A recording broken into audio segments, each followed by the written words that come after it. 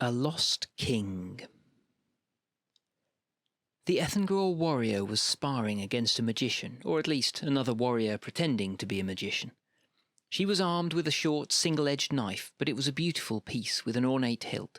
One of the new weapons produced by the Black Forge. It looked sharp and deadly, and she was making no attempt to strike with the flat. There was a healer on hand, but he wasn't needed.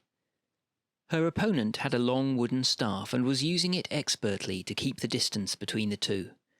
She parried the staff away with the blade and tried to slide past it, but her opponent spun the weapon round and struck her in the thigh with the butt. "You're paralysed," he said, and then followed it up a moment later with, "You're dead." Ripon cursed and spat, but she pulled back, reset her footwork, and made ready to go again.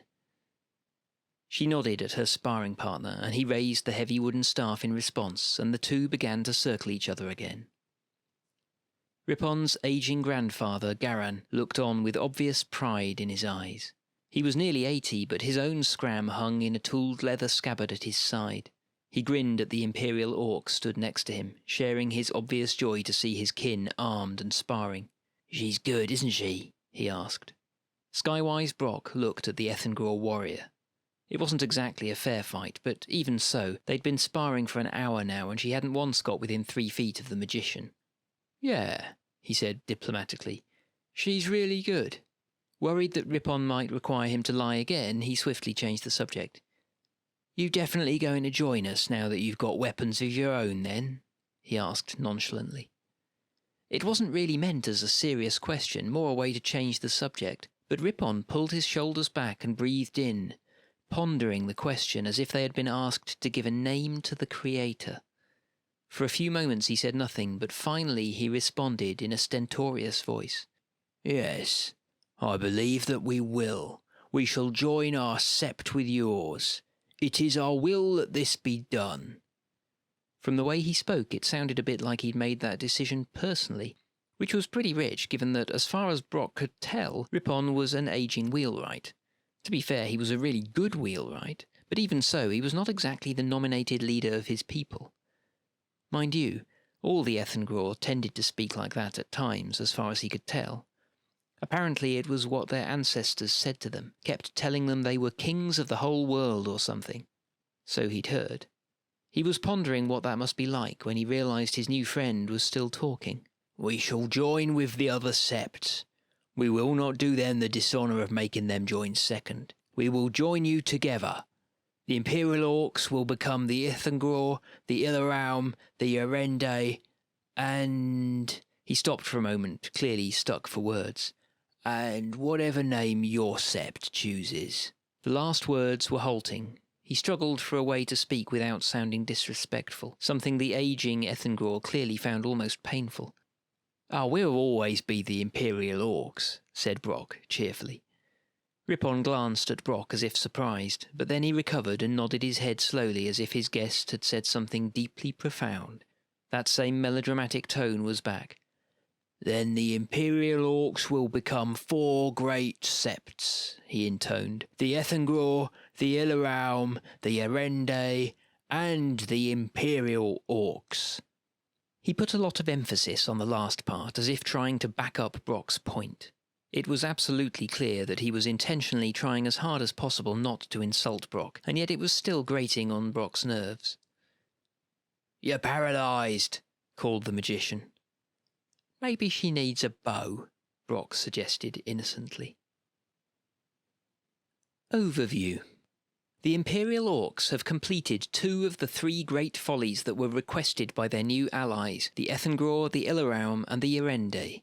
For the Ethengror, the Orcs have commissioned a great armoury consisting of dozens of forges. For the Ilaraum, they have created a temple, an ossuary for their many bones they carry. Now that it is complete, they intend to enter the skull of Ilaraum herself, who they call the first Mystagogue there, although with thousands of others. The work on the final folly, a great garden of plants and herbs for the Yarende, has begun. They have taken no notable actions so far, simply minding their own business, but it is clear that they are aware of the ongoing work. There is every reason to believe that they will join with the other septs if their garden is ready for the autumn equinox. The Black Forge. The great forge constructed for the Ethengraw is not to many eyes the most attractive commission built in Gildenmark. It incorporates a dozen forges that seem to run all day, belching great clouds of heavy black smoke into the cold northern sky. The smoke is black with soot, much of which quickly falls on the building beneath, so that it takes on a dark appearance. Inevitably, locals take to calling it the Black Forge, but its dour name belies the cheerful disposition of those who flock to work it. A multitude of orcs have already descended on the foundry and armoury in a flurry of carts and tents, impatient to see its completion. There is little ceremony when that day finally dawns and the first forge is lit. The nights are short this time of year, this far north, but in the few hours of darkness glow charcoal fires that are lit without end, each minute punctuated by the pounding and scraping of hammers, tongs, and files, shaping metal into piece after piece after piece. This industry is replicated everywhere. Underneath canvas roofs, all manner of sewing, painting, and fitting take place as a slow stream of orcs are sized up, strapped in, and adjusted for their new accoutrements. Much of this is symbolic. A piece of armour here, a weapon there, a shield for one, a spear for another. Most of the sept only receive a scram or scramasax, a long-bladed, one-edged knife. The Black Forge is huge, but it will take years for these people to arm themselves, a prospect that does not seem to deter them in the slightest. Not everyone needs to be outfitted for war for them to believe their future has begun again. Just the knowledge that it can finally happen is enough. Thus the mood of the Ethengraw is one of elation. This is a moment they have dreamed of for centuries, and few believed they would ever see. According to their history, the Ethengraw once ruled over all of Ossium. They conquered the other septs, and their monarch, their king or queen, ruled over them all. They were and are a proud people with a great tradition of conquest and martial prowess, but they have been broken for decades, maybe centuries, by the cruel hand of the Druj. The reforging of their arms is a great symbolic act of pride to restore what was taken from them by their former overlords. They believe that having weapons and armour of their own, the means to make them, sets them free in a way they could never be when they were reliant on the Imperial Orcs for aid. The Druj gave them weapons to fight when the time would come, but what is given can always be taken away. The Ethengraw are already beginning to arm the strongest and most martial among their number to defend the armoury, were anyone foolish enough to threaten that now. Now that they have the means to arm themselves, the Ethengraw as a people feel ready to join the ranks of the Imperial Orcs and fully embrace their cousins. They make regular references to a new chapter in the epic.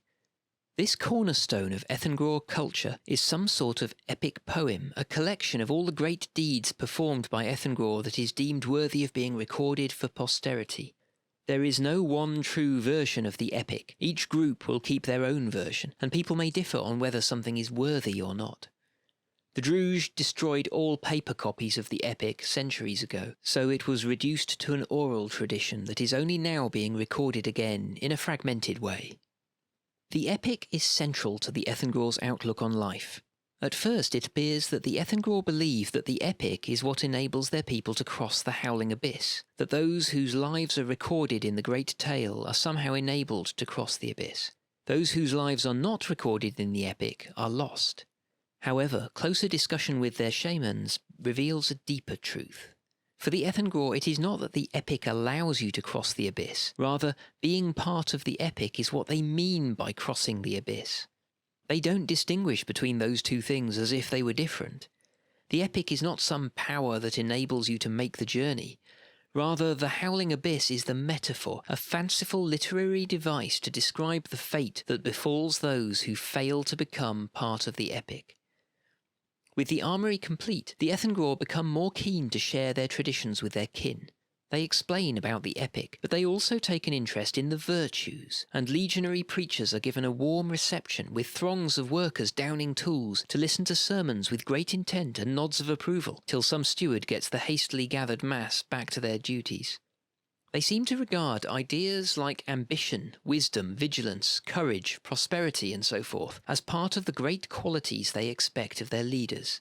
It is clear they are a proud people, but much more than this, they expect everyone in their sept to aspire to greatness. They believe everyone should try to lead by example. The Ethengraw were born to rule, in their view, but only those who demonstrate the virtue of kings deserve to be handed power. In addition to the weapons and armour produced by the Black Forge, they are also eagerly purchasing paper and vellum where they can. Books and writing in general seem to hold an important place in the heart of the Ethengraw, something that is understood keenly by the liberated orcs of the Empire who were denied the ability to read and write in servitude. Most of the Ethengraw are as proficient in their letters as any citizen of the Empire, but all copies of the epic were destroyed by the Druj. They used oral traditions to keep what parts they could, but the act condemned countless souls to oblivion in the abyss.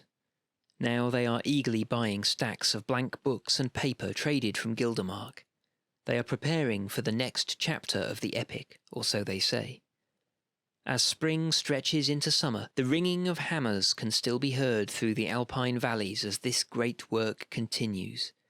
It could take a lifetime for every Ethengraw to own their own weapons and armour, or the Empire could use its colossal resources to push efforts on a little. Second to none. The Ethengraw stand ready to join the Imperial Orcs. The first of them is likely to seek out the Imperial Orc egregore soon. The Empire could wait a decade or more for their great work to produce enough weapons and armour to equip everyone.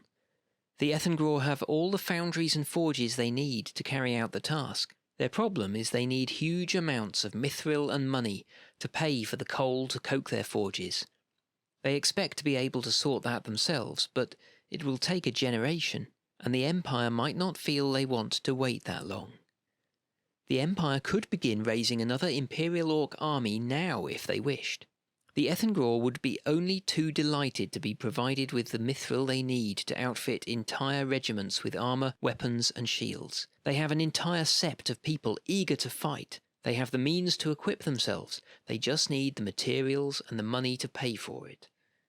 They're not expecting any of that, but they jump at the chance if it was offered.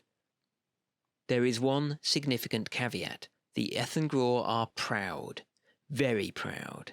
When the idea of forming an army is first mooted with them, there is initial enthusiasm, which quickly turns into a huge fistfight. Apparently, someone suggested that the Ethengraw could form the basis for a third legion, and that was that. Nobody was seriously hurt, but the Ethengraw are very clear that there are no circumstances where they are prepared to join a third legion. The Ethengraw are content to be first among equals, but they will be third to nobody. They're eager to join an army and fight for their new home, but the name will have to be picked carefully. They respect the winter sun and the summer storm, but they want their army to have an equally proud name. Any hint that it is a third legion will cause the attempt to raise a new army to fail. Joining the Imperial Orcs. The Ethengraw are aware that the garden that is being built for the Yerende is now paid for and should, all other things being equal, be complete by the autumn equinox. Having discussed it among themselves, they declare that they will wait until the equinox to officially join the Imperial Orcs. They want to be clear, they are now determined to join if the Imperial Orcs will take them into the nation, as kindred in arms and equals, but they wish the moment to be marked with a suitable ceremony. Crucially, they genuinely appear to wish to wait until the Yerende are also ready to join, and have successfully put pressure on the Illyraum to do likewise.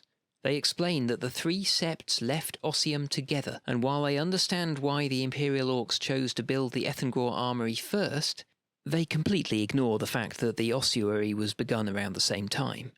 They do not wish to take their place in the nation until their kindred who marched with them have an opportunity to stand beside them. Even a short conversation with the Ethengraw makes it clear that this kind of symbolism is very important to them. To them, joining before the Yerende would be tantamount to saying that they are better than the Yerende, and while nobody could ever accuse the Ethengraw of humility, they appear to view it as part of the burden of leadership that they wait until the other septs can stand with them. This need not delay the construction of a new army, if the Imperial Senate was so minded. It is very clear that the Ethengraw fully intend to become Imperial Orcs at the autumn equinox, and nothing will now shift them from that goal. What they want to do is delay the point where they officially join the Imperial Orcs until all three septs can join together. They suggest that if the Imperial Orcs are willing, then the leaders of the three septs could travel to Anvil at the autumn equinox for a formal swearing of oaths. The Imperial Orc Egregore, who has spent some time talking with the Ethengor, suggests that the Imperial Orcs may wish to consider arranging some kind of appropriate ceremony to celebrate the moment. The Ethengor are clearly loath to suggest it, but their view is that it is for the leaders of the nation to make the appropriate arrangements to celebrate such solemn and important oaths. They won't do that here since they don't wish to insult the Imperial Orcs, but they will certainly do everything possible to facilitate and support anything that is arranged. The Bone Temple. The Black Forge is not the only great folly to be completed this season. Incredibly, the Imperial Orcs have also found a way to arrange for the construction of the ossuary that the Ilaraum asked for. This building is surprisingly modest on first viewing, a relatively small affair that resembles a small highborn church or a tiny Urizen temple. It is beautifully decorated, the workmanship is outstanding, but it is a little underwhelming. Comparing it to the Black Forge is like comparing Tassato with a hamlet. A few Imperial Orcs ask where all the white granite has gone. One woman with a wry sense of humour suggests that perhaps the Mystagogs eat the white granite, and that's where they get their special powers from. The jokes are quickly dropped once you enter the Bone Temple, for what is on the surface is only a fraction of what the Ilaraum have constructed. The main hall of their temple has a grand stairway that leads down into the earth to where a labyrinth of catacombs have been painstakingly excavated and then lined with smooth white stone. The leaders of the Imperial Orcs are invited to attend the grand opening and taken on a tour of the passages, past shelf after shelf of dry bones. Most of the white granite panels behind the bones are blank, but the Mystagogs explain that they plan to carve the names of every orc whose bones rest there into the walls of the ossuary. That will take years, of course, but time is of no importance compared to the importance of what they are doing. The entire area has a numinous feel, a sense of the profoundly sacred so powerful that even the most jaded and cynical Imperial Orc finds it difficult to resist. The ancestors are quiet here, but the Mystagogs assure their visitors that they are very present. According to them, the ancestors are physically present here in the actual bones that line the walls of the crypt. One thing is clear, while many of the shelves are already full, there are literally thousands more that are empty. The crypt is big enough to take the bones of every Imperial Orc now living and still have room. It is vast. The Ilaraum maintain that the bones of their ancestors are sacred. By this they seem to mean that all their ancestors are revered, not simply those that others can hear. They claim that the living serve to anchor the spirits of the dead to the world, forming one side of the bridge across the howling abyss that in theory at least allows any orc to cross to the lands beyond. It is the memory of the dead that forms the foundation of that bridge. When the Druj scattered the bones of their ancestors, they caused that bridge to crumble, condemning countless orcs to oblivion instead of the lands beyond the abyss. Now they are planning to rebuild that bridge for the Ilaraum, the Yerende, the Ethengor, and for the Imperial Orcs. To succeed, though, they will need to know everything they can learn of the ancestors of the Imperial Orcs and the other septs of Skarsind. To achieve this, they plan to begin a grand pilgrimage around Skarsind. Thus, as the nights shorten in the approach to the summer solstice, orcs in southern Skarsind find themselves met with unexpected visitors. As the last roof tiles are being slotted into place in the great ossuary being built for the relocated Ilaraum orcs from the east, robed figures with bones sewn into their hoods filter out from the temple and into the surrounding countryside villages. They begin inquiring everywhere they go about the dead forebears of local orcs, names, stories, personalities, anything that might give context or clue if one were to hear a long-past orc's voice for themselves, inscribing details in hefty tomes and thanking those who speak with them for their time. They ask if the locals would be willing to part with some bones of the departed, so that they might be interred with the others in the Ilaraum's monument to the dead. The travelling Mystagogs inform any shamans of the Sept of Sun and Storm that they will be visiting Anvil in the coming summer summit, both to continue their work documenting as many ancestors as possible, and to talk more with interested shamans about the ways of the Mystagog. They also say that they will host any orcs who wish to come to a special ceremony where some of the powers of the Ilaraum will be demonstrated to the assembled.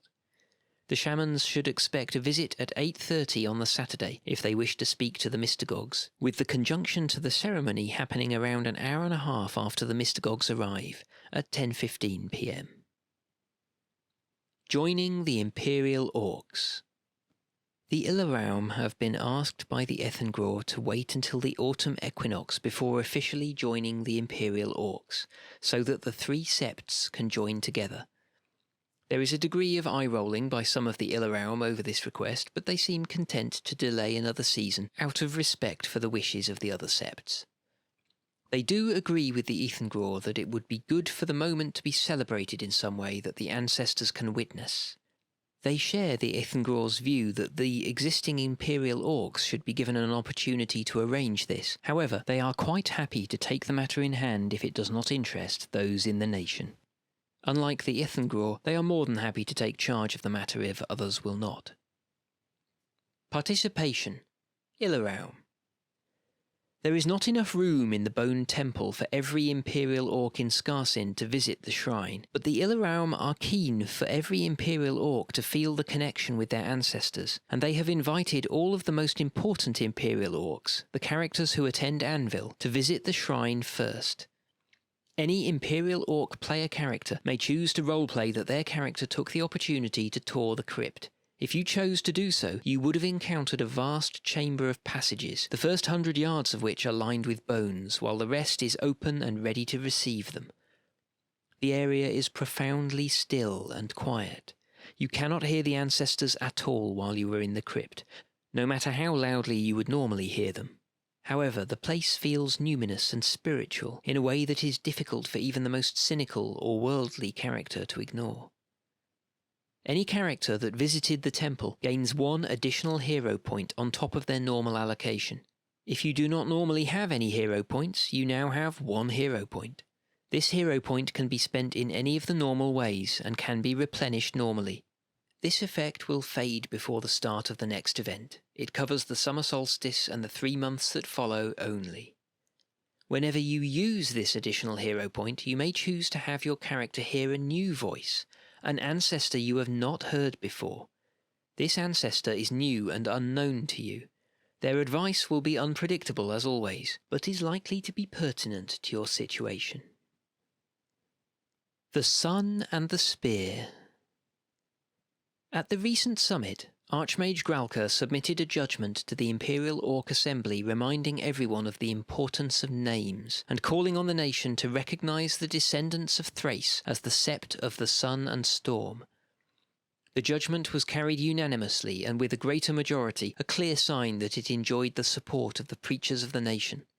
Many can see already the importance of taking on a name. The Ethengror clearly intend to join as a sept and to keep their name and their identity and the history that comes with it. They are a proud people and their name and their history is important to them. The Tamartsi show no signs of abandoning their sept identity, and the Ilaraum and the Yirende look likely to follow suit. Nobody is keen for the Imperial Orcs to become the home of 4 powerful septs, the Ethengror, the Ilaraum, the Yirende, and the others. Pride demands that the people who carried the banner of Thrace across half a continent and fought their way into the Empire should have a name that reflects their extraordinary history, something that fires the ambitions of Imperial Orcs for years to come. So the idea of a new name is a popular one, and the principle of using the names of the 1st and 2nd Legion is well received by most.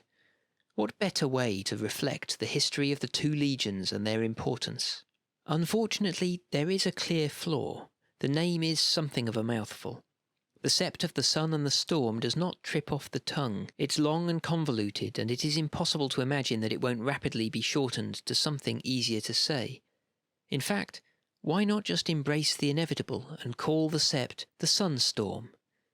It has the same symbolic significance that Gralka has identified, but it rolls off the tongue easily. That way nobody can abbreviate it to something undignified. Clearly, with a matter of this significance, the Imperial Orc Assembly are best placed to settle the matter. If they agree with Gralka that those who were led by Thrace should take on a new name so that they can stand as equals next to the Ethengror and the other septs, and are persuaded by the name Sunstorm, then they could embrace it with a simple mandate. We are loyal to the core. As other septs join us, we must never forget our own proud history. We send named preacher with 10 doses of Liao to encourage all Imperial Orcs to embrace a new name as we become the Sunstorm Sept. Synod Mandate Imperial Orc Assembly. If the mandate were enacted, then it would forge a new identity among Imperial Orcs for those who embraced the idea of being part of the Sunstorm Sept, with all the proud history that that name implies. By next year, the Imperial Orcs would be home to 4 different septs, the Ethengror, the Illaraum, and the Irende, and first among them would be the Sunstorm, whatever the Ethengror might think. Of course, the Assembly may decline this suggestion and continue searching. There is plenty of time yet before the other septs join the Imperial Orcs.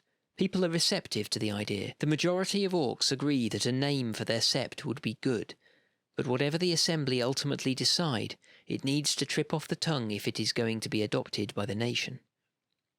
If any mandate to name their sept were enacted by the Imperial Orcs, then it would also beg another question. A large group of Orcs, the Apulians, look set to join the League. The Mournwald Orcs have been looking to join the Marchers for years, and there are still signs that some of the Great Forest Orcs might join the Navarre one day. The name of the Imperial Orcs has a short but extraordinary history, but is now the time for the descendants of Thrace to find a new name for their entire nation, something more befitting of their place in the Empire than a moniker that says only what they are, rather than everything they have accomplished.